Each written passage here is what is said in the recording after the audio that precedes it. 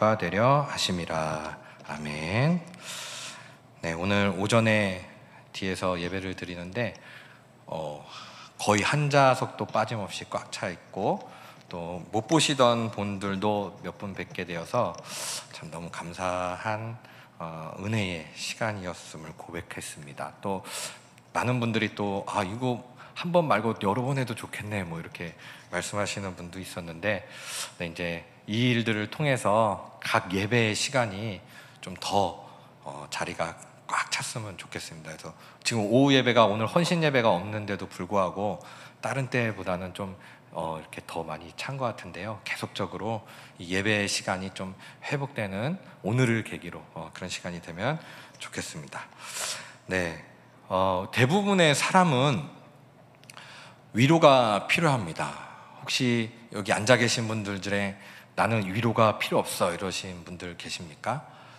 대부분의 사람들은 사실 위로가 필요한 사람입니다. 특히 지금 이 시대는 더욱더 위로가 많이 필요한 시대인 듯 합니다. 갑작스러운 이 코로나로 인하여서 또 이 코로나가 너무 장기화되면서 아직도 끝이 안 났죠. 그러면서 갑자기 모든 상황이 어려워진 분들, 예기치 않은 상황들을 또 맞으신 분들, 또 이 사회가 날이 갈수록 참 무한 경쟁의 사회가 되다 보니까 거기서 이제 비교함으로 오는 그런 또 나는 왜 저렇게 못했을까? 나는 왜 저렇게 안 됐을까? 이런 분들이 또 많이 늘어났죠. 그래서 거기서 또 위로가 필요하고, 문명이 계속 발달되고 있는데 문명이 발전할수록 사람들이 더 기쁘고 소망이 넘쳐야 되는데 그런 사람들도 있는가 반면에 더 많은 사람들이 위로가 필요한 그런 경우가 많이 보게 됩니다. 더 나만 뒤처지는 것 같고 더 나만 좀 잘 안 되는 것 같고 예기치 않은 상황들이 계속적으로 오는 것 같고, 이럴 때마다 참 우리는 위로가 필요합니다. 그런데 이 세상에는 요즘에 보면요, 그다지 위로가 필요 없다는 사람도 참 많습니다. 대부분의 사람들은 바로 내일 일을 걱정하면서 살고 있는데, 또한 적지 않은 사람들은 하루하루를 아무런 걱정 없이 사는 사람들이 있습니다. 불신자들 중에는, 또 어떻게 보면 신자들보다 또 더 태평하게 살아가는 사람들이 많습니다. 이래도 한 세상, 저래도 한 세상, 공수래 공수거 이렇게 하면서 한 세상 걱정하는 것보다 하루하루 즐겁게 사는 것이 낫다, 이런 생각으로 그냥 내 뒷일은 생각하지 않고 그렇게 하루하루를 즐기는 사람들이 점점 늘어나고 있습니다. 이것도 사실은 이 무한 경쟁 속에서 오는 그런 부작용 중에 하나죠. 근데 이것을 이제 욜로족이라고 합니다. 욜로족 다 들어보셨죠? 공 목사님도 수요기도회 때 한 2번 정도 말씀하신 것 같은데, 이 욜로는 인생은 한 번뿐이다 라는 생각을 가진 사람들을 말합니다. 영어로 You only live once. 그래서 앞글자만 따서 YOLO, 요 앞글자만 따서 욜로 이렇게 부릅니다. 현재 자신의 행복을 가장 중요시하고요, 그래서 거기에 맞춰서 소비하는 태도를 보입니다. 요즘에 젊은 사람들 중에서 진짜 아무것도 없는데 차는 벤츠를 타고 다닙니다. 네, 즐겨야겠다. 이게 나에겐 가장 큰 행복이다. 뒷일은 생각 안 합니다. 미래 또는 타인을 위해서 희생하지 않고 현재의 행복을 위해 소비하는 라이프 스타일이라고 볼 수 있습니다. 이것도 개인주의의 일종이죠. 이기주의는 아니고 개인주의의 일종이라고 볼 수 있습니다. 그런 모습을 보면서 아주 가끔은 부럽기도 하다. 저렇게 걱정 없이 그냥 하루하루를 즐기면서 사는 것, 어떻게 저렇게 살 수 있을까, 이런 생각도 해봅니다. 그런데 이런 삶에는 치명적인 약점이 있습니다. 이들은 바로 예수 그리스도의 필요성을 느끼지 못합니다. 아쉬울 것 없고 걱정이 없는데 어떻게 그리스도를 찾을 수 있겠으며 어떻게 영혼이 가난해질 수 있겠습니까? 영은 아예 생각을 안 하죠. 그냥 육적인 삶, 이 세상이 전부인 그런 삶의 형태입니다. 그러니까 당연히 우리의 영의 문제를 해결해 줄 수 있는 예수 그리스도를 전혀 찾는 그런 필요성을 느끼지 못합니다. 그런데요, 문제는요, 믿는 사람 중에서도 이러한 경우가 있다는 것입니다. 소위 긍정적인 신앙이 이것입니다. 긍정의 힘. 네. 그들은 예수님 덕분에 모든 것이 항상 잘 될 것이라고 생각합니다. 당연히 우리는 예수님 덕분에 다 잘 됩니다. 근데 이거를 성경적인 관점으로 봐야지, 성경적인 관점으로 보지 않고 세상 사람들과 똑같은 생각으로 다 잘 될 거야. 사업을 해도 잘 되고, 아이들도 항상 공부를 잘하고 튼튼하고, 직장에서 무조건 승진하고, 병도 들지 않고. 물론 우리는 이런 긍정적인 사고를 해야 합니다. 잘 될 것이라는 확신이 없는데 어떻게 사업을 할 수 있겠으며, 또 열심히 하면 시험에 합격할 수 있다는 믿음이 없는데 어떻게 공부를 할 수 있겠습니까? 단순히 이런 생각이 나쁘다는 것이 아닙니다. 긍정적 사고를, 이 긍정의 힘을 절대화시키는 것이 문제입니다. 그러니까 현실에 대한 정확한 인식과 근거 없이 막연히 잘 될 거야. 그리고 잘 되는 기준도 그저 세상적인 기준, 그것 안에서 잘 될 거야. 긍정의 힘, 예수님이 함께 하시니까. 사실 이게 구약시대에 하나님이 계속 경고했던 거 아닙니까? 거짓 선지자들이 이렇게 얘기했거든요. 평안할 거야, 평안할 거야. 왜? 하나님의 백성이니까 평안할 거야. 아니야, 어떻게 행동해도 하나님만 믿으면 잘 될 거야. 근데 예레미야는 계속 외쳤죠. 아니야, 너희들 돌이키지 않으면 결국 망할 수밖에 없어. 근데 말 안 듣습니다. 우린 잘 돼. 하나님이 우리를 선택하셨는데, 우리 이스라엘인데. 이런 긍정, 현실에 대한 정확한 인식과 근거도 없이, 그리고 결국 잘 되는 것도 다 세상적인 것. 물론 도저히 불가능한 상황 속에서 이렇게 성공한 이야기도 종종 듣습니다. 그런데 여러분, 이런 긍정적인 믿음을 가졌음에도 불구하고 실패하고 좌절한 사람들이 더 많은 것은 어떻게 설명해야 하겠습니까? 정말 예수만 믿고 오직 예수의 삶을 건 사람들이 오히려 보면은 잘 안 됩니다. 다 잘 그렇다는 게 아니라 안 되는 경우가 많습니다. 우리 여기 성경의 히브리서 11장에 나오는 믿음의 증인들만 해도 그렇죠. 우리나라에 들어오신 선교사님들, 또 지금도 복음을 전하시는 분들, 또 온전히 예수가 전부다 해서 삶을 거기에 거신 분들 보면은 그냥 잘 될 거야, 잘 될 거야, 이런 믿음의 관점에서 보면 실패자들입니다. 잘 되긴 뭐가 잘 됩니까? 다 망했죠. 그러다 결국 목숨까지 빼앗기고 마는데.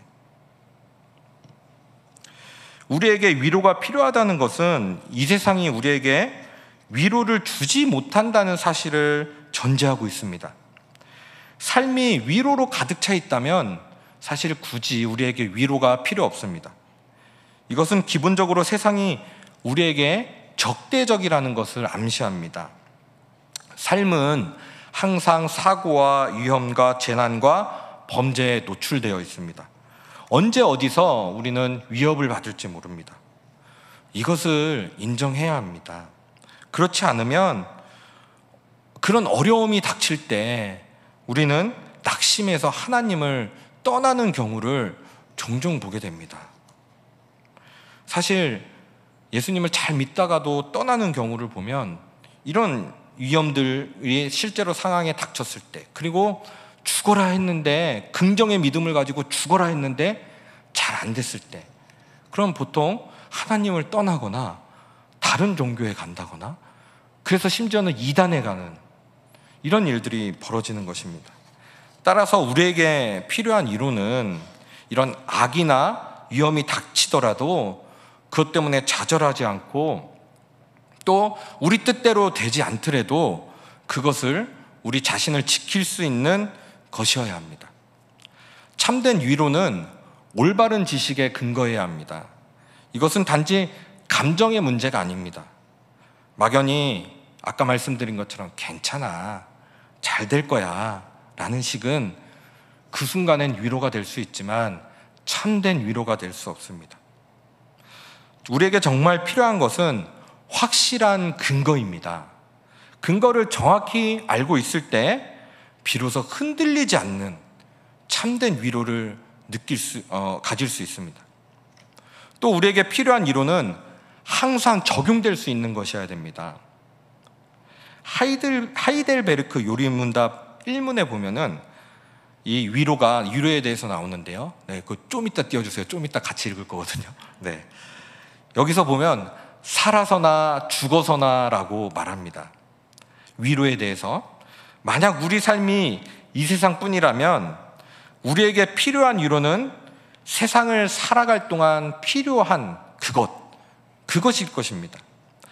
가난한 사람에게는 돈 버는 것이, 병든 자에게는 병이 낫는 것이, 학생에게는 공부 잘하는 것이 위로가 될 것입니다. 그런데요, 당연히 위로가 되는데요, 이것은 일시적인 것뿐입니다. 영원하지 않습니다.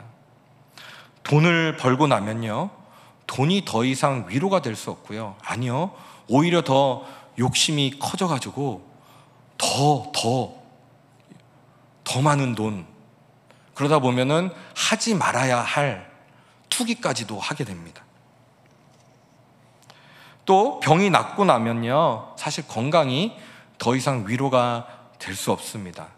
우리가 아플 때는 막 낫게 해주십시오, 나아야 됩니다 하는데 막상 낫고 나면 사실 건강에 대해서 별로 그렇게 많이 신경 쓰지 않지 않습니까? 졸업을 하고 나면 더 이상 성적이 위로가 될 수 없습니다. 요즘 세상에 무엇보다 효과적인 위로가 뭘까요? 네, 지금 이 시대뿐만 아니라 옛날부터 돈입니다. 성경에도 돈 얘기가 얼마나 많이 쓰여져 있습니까? 그런데 우리는 어리석은 부자의 비유를 알고 있습니다. 그는 곡식을 쌓아둘 곳이 없을 정도로 부자가 되었습니다. 그리고 심중에 말합니다. 내가 이렇게 할 거야. 내 곡간을 헐고 더 크게 짓고 내 모든 곡식과 곡물을 쌓아두리라.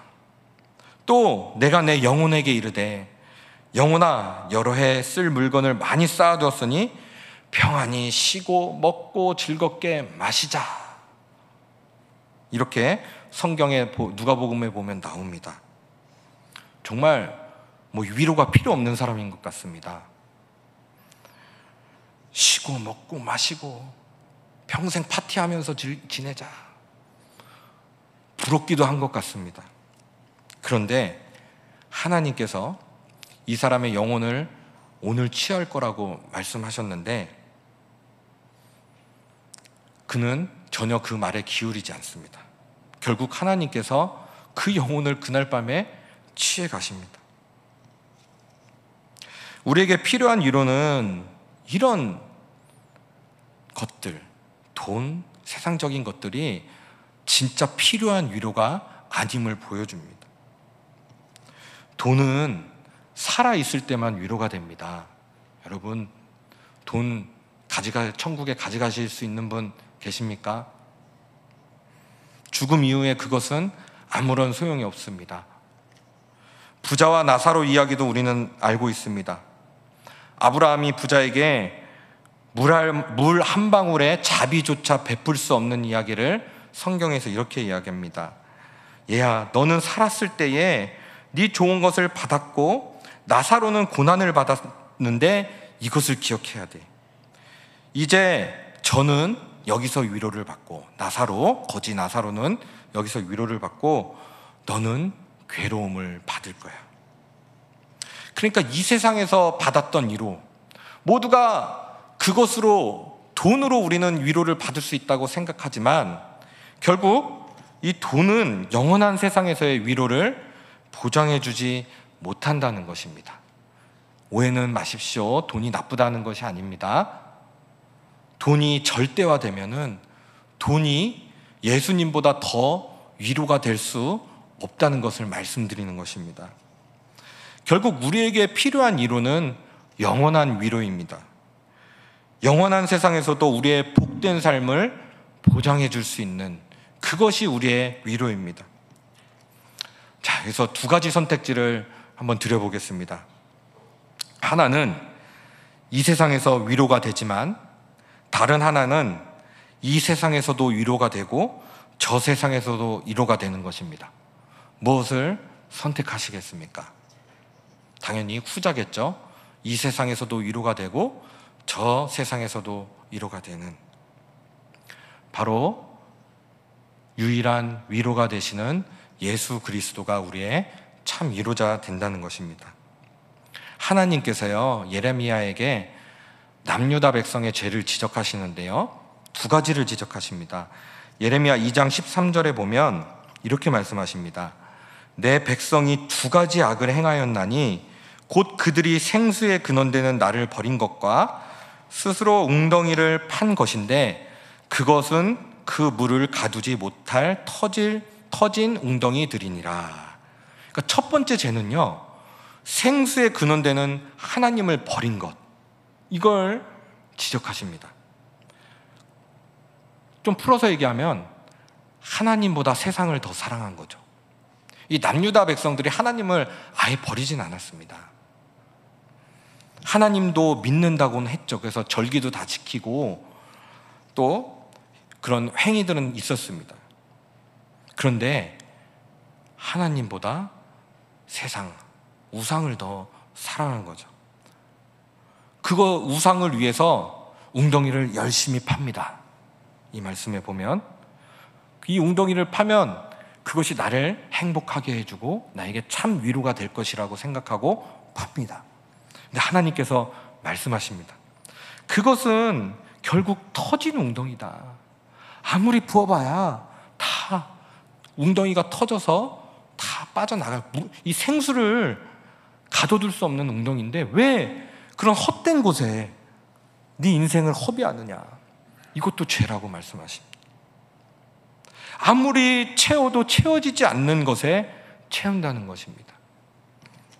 여러분, 우리의 영혼은요, 아무리 채워도 채워지지 않습니다. 세상의 것들로 안 채워집니다. 오늘 불렀던 찬양 중에 십자가라는 찬양에 이렇게 되어 있습니다. 가사 한번 띄워주시겠어요? 무엇이 변치 않아? 전에도 한번 제가 읽어드렸던 적이 있는데 한번 제가 읽어보겠습니다. 무엇이 변치 않아 내 소망이 되며 무엇이 한결같아 내 삶을 품으리. 여러분 한번 깊게 생각해 보십시오. 무엇이 변치 않아 내 소망이 되며 무엇이 한결같아 내 삶을 품으리. 그 누가 날 만족해 해 내 영이 쉬며 그 누굴 기다려 내 영이 기쁘리. 그 다음은 뭐 아시다시피 십자가 그 그늘 아래 내 소망이 있네 이건데, 그렇습니다. 여러분, 우리 인생이 정말 무엇이 변치 않아서 내 영을 기쁘게 할 수 있겠습니까? 한번 채워보십시오. 근데 결국 그걸 안 채워집니다. 터진 웅덩이 계속 파고 있는 겁니다. 하이델베르크 요리문답 1문은요, 우리가 이제 보통 인용하는 게 웨스터민스터 신앙고백서의 대속요리문답 1문. 사람의 제일 된 목적은 무엇입니까? 하나님을 영원토록 하나님을 영화롭게 하고 하나님을 영원토록 즐거워하는 것 아니겠습니까? 근데 하이델베르크 요리문답의 1문은 이렇게 질문을 합니다. 1문에 사나 죽으나 그대의 유일한 위로는 무엇입니까? 답을 보니까 사나 죽으나 나의 몸도 영혼도 나의 것이 아니요 나의 신실한 구주 예수 그리스도의 것입니다. 내가 내 것이 아니요 그리스도의 것이라는 것이 유일한 위로라는 겁니다. 이것만 봐도 세상과 기독교가 근본적으로 가치관이 다르다는 것을 알 수 있습니다. 사람들은요, 내 인생은 나의 것이라고 자기 인생을 자기 원하는 대로 살고자 합니다. 그것이 자유라고 생각하고 원하는 대로 마음대로 살면은 그게 복된 삶이고 축복받은 삶이고 그리고 자기는 행복한 삶이라고 생각을 합니다. 그런데 이 사람들은 가장 기본적인 진실도 부정합니다. 우리의 삶의 시작은요, 잘 생각해 보십시오. 우리가 정한 것이 아닙니다. 태어나고 싶어서 태어난 사람은 아무도 없습니다. 자, 저는 내가 태어나고 싶어서 강한 의지를 보여서 이 세상에 태어났습니다. 혹시 있으십니까? 없죠. 성경에서 보면 우리는 이미 창세 전에 하나님께서 디자인하고 계획하셨다고 말씀하십니다. 그러니까 우리의 의지와 상관없이 태어났습니다. 부모님들에게도 한번 여쭤보십시오. 엄마, 내가 왜 태어났어? 몰라. 니네 아빠랑 결혼했더니 네가 뚝 태어났더라. 야. 진짜 그게 정답입니다. 부모님도 모릅니다. 제가 왜 태어났는지. 하나님만이 아시죠. 하나님이 태어나시게 했고 이미 창세전에 디자인하셨습니다. 그리고요, 또 삶의 마지막도 우리가 정할 수 없습니다. 죽고 싶어서 죽는 경우가 없습니다. 태어나는 것도 죽는 것도 우리가 정할 수 없다면 어떻게 인생이 나의 것이라고 말할 수 있습니까? 말이 안 됩니다. 그런데 마치 내 인생은 나의 것이고 내 인생은 내가 주인공이다. 그래서 너를 위해서 살아라. 하나님을 믿어도 너를 위해서 믿고 오직 네가 주인공이다. 그러니까 네가 원하는 것, 이 세상에 있는 것, 그것이 너의 위로다. 계속 이렇게 속삭입니다. 잘못하면 이거를요, 생각 안 하면 교회에서도 이렇게 가르칠 수도 있습니다. 우리 인생은 우리 것이 아닙니다. 누군가에게 속해 있습니다. 우리 성도는 그리스도의 소유입니다. 이 사실은요, 죽어서도 변함이 없습니다. 삶이 아무리 힘들고 고달퍼도 위로 속에 살 수 있고 심지어 죽음 앞에서도 평안히 눈을 감을 수 있는 이유가 바로 여기 있습니다. 그러니까 하이델베르크 요르문답 1문에서 우리는 주님의 것입니다. 이게 위로라는 겁니다. 다른 것이 아니라. 천국에서도 우리가 위로를 얻을 수 있는 것은 그곳이 단순히 좋은 장소이기 때문이 아니라 가면 막 금으로 덮여져 있고 막 우리가 상상치 못할 그런 먹을 것들이 많이 있고 막 그런 것이 아니라 천국에서도 우리가 주님께 속해 있기 때문입니다. 이게 위로입니다. 하이델베르크 요리문답 1문, 그것이 이 내용입니다.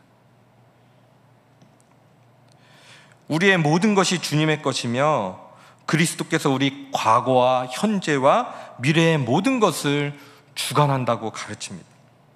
그리스도께서 우리를 죄에서 구속하여 마귀의 권세에서 해방을 시켰고요, 성부 하나님의 뜻에 따라 우리를 돌보시고 우리 구원을 이루시며 성령을 통해 영생을 확신시키셔서 우리가 마음을 다하여 주를 위해 살게 하십니다. 이게 하이델베르크 1문 1답 해설서에 이렇게 나와 있습니다. 그대로 옮긴 겁니다. 다시 한번요.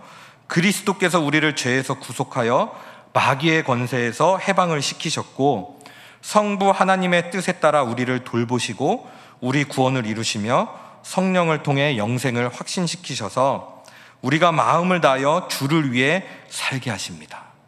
그러니까 우리가 예수 그리스도에게 속한 것으로 위로를 받았다면 이게 진짜 참 위로라고 마음으로 고백하고 믿는다면 그 다음 이후의 삶은요, 주를 위해 산다는 것입니다. 이게 바로 위로입니다. 여기까지가 위로입니다. 그냥 나 위로받고 그게 아니라 위로는 그 위로를 깨달았으면 주를 위해 사는 것. 그때 진짜 이게 위로구나 느낄 수 있지 않습니까? 우리가 그리스도 안에 있으면 정말 급박한 상황이고 어려운 상황 속에서도 평안이 있고 감사를 가지고 있다는 그런 것을 다 경험해 보시지 않았습니까? 이것이 우리들의 유일한 위로라고 말하고 있습니다. 장례식에 가면요, 유족들에게 어떤 위로를 줄 수 있습니까? 우리 교회가 장례식이 좀 많은 편이긴 합니다. 왜냐하면 이제 제가 분석을 해봤는데 성도님들 구성이 50대하고 60대가 많으신데 그분의 이제 부모님들이 거의 이제 80대, 90대, 70대 후반 이렇게 되시니까 이제 장례가 종종 이렇게 많이 생기게 됩니다. 그러면 이분들에게 가서 어떤 위로를 하겠습니까? 우리가 많이 조문 가서 같이 아파하고 슬퍼하고 꼭 껴안아주는 것 너무나도 중요합니다. 당연한 위로입니다. 이걸로도 인하여서 엄청난 위로를 받을 것입니다. 하지만 그걸로 끝나는 것이 아니라 정말 유일한 위로자 되신 예수 그리스도가 참 위로가 되심을, 또 우리는 하나님의 것이며 반드시 다시 하나님에게로 가게 돼 있는 인생임을, 하늘 나라가 있음을, 그래서 그것을 바라보며 살아가며 또 거기서 다시 만날 수 있다는 이것을 그 유족들에게 나눴을 때 얼마나 많은 위로를 받는지 모릅니다. 예수 그리스도가 참 위로가 되심을 장례식을 할 때마다 느끼게 됩니다. 또 장례식을 할 때마다 내가 지금 뭘 보고 살고 있지? 참 경각심을 줍니다. 또 깨어있지 않으면 늘 또 당장 이 세상에서만 바라보고 이 세상에서 것만을 위해서 살아가고 하늘나라는 생각하지 못하고 내 영혼이 어떤지 생각하지 못하는데, 장례식에 가면요 또 말씀도 거의 그런 말씀입니다. 다시 한번 예수 그리스도, 참 소망, 하나님 나라, 그치 이거지. 이게 우리에게 유일한 위로고 참 소망이지. 이런 상황 때문에 내가 지금 이렇게 뒤로 쳐져 있단 말이야. 사랑하는 성도님들, 우리는 주님의 것입니다. 우리는 예수님의 것입니다. 생수의 근원 되신 분이 예수님입니다. 생수의 근원 되신 예수님께 나아가서 더 이상 이 터진 웅덩이를 파는 것이 아니라 유일한 위로자 되신 예수 그리스도를 위해 사시는 저와 성도님들이 되시기를